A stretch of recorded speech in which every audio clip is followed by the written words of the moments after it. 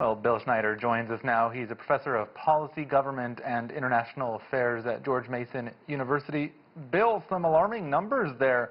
A loss of faith in American democracy. Are you surprised by any of this? Well, no, not really. The country's always divided before an election, and this time more than ever. That's partly because of the way President Trump has chosen to govern. He's the only president that I know about, and I've covered elections for 50 years. He's the only one who has deliberately sought to divide the country. He governs by dividing. A lot of presidents have been divisive. Their policies have divided the country, but they have not set out to divide the country the way Trump has. Every issue he pursues as us versus them. And the result is what we see now, massive polarization. Is this uniquely American? I mean, there are some politicians who benefit from the polarization of voters in other parts of the world, I imagine. Oh, yeah. I mean, many countries have had civil wars. There are lots of divisions all over the world. A lot of them are ethnic. A lot of them are religion. Just about every country has sources of division, sometimes murderous sources of division.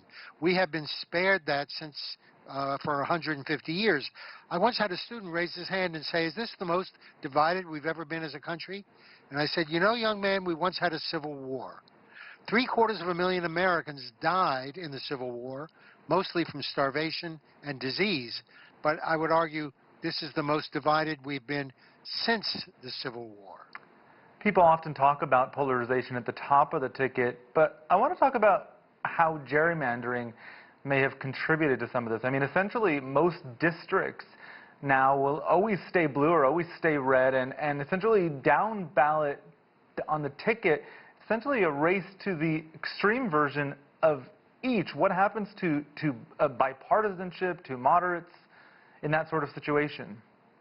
Well, moderates really are caught in the middle here, and there's a reason for that polarization. It's not just gerrymandering, drawing lines to the advantage of one party.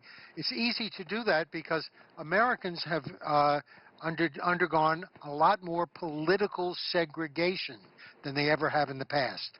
Democrats live among other Democrats, usually in large cities.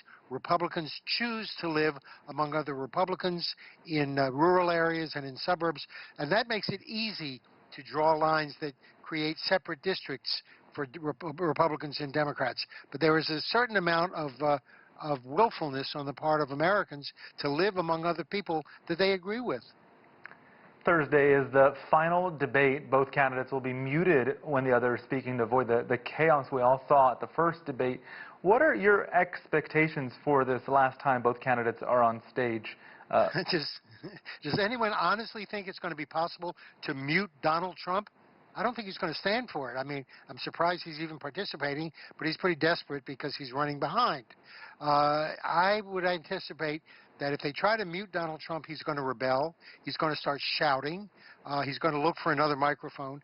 This is going to be a very tense debate, I believe. We know you'll be watching. We'll be watching as well. Bill Schneider from George Mason University, thanks for joining us. My pleasure.